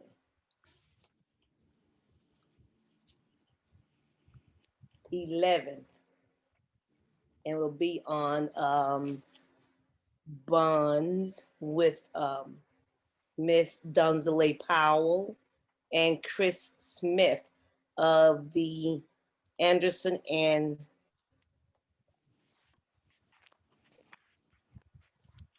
Dia Surety Services Company. That's perfect. Thank you so much. So AC Surety will provide that information for us. And when I told you earlier that you're going to be thinking about these one-on-one sessions, AC Surety will be the one that will engage some of those. Liberty May as well. So at the end of next time we get together on the 11th of February, we're going to have you sign up for this time slot, and the team will coordinate the virtual, if you will, handshake and the virtual conversation for that. Now, the point of this whole thing is a bond education program. We want to call it a surety bond education program. So some of you have bonds already.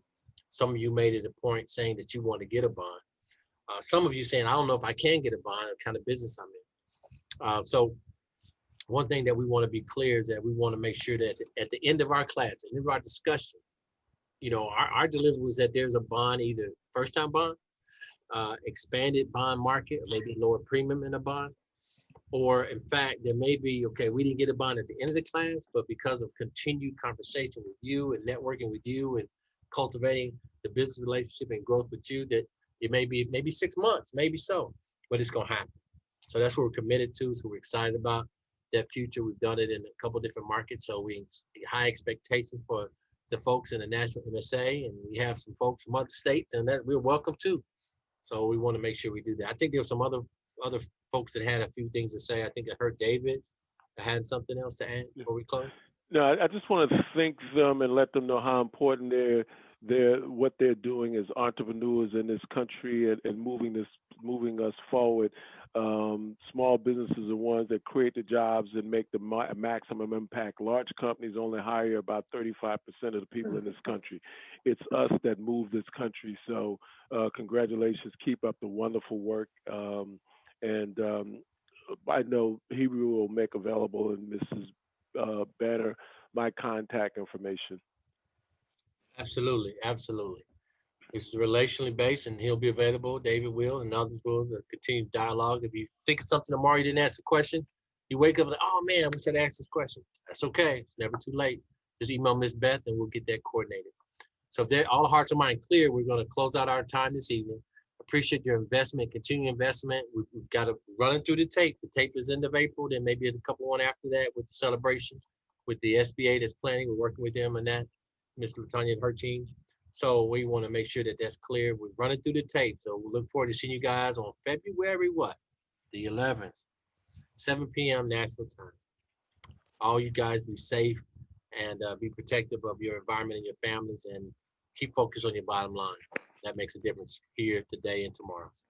Have a good evening.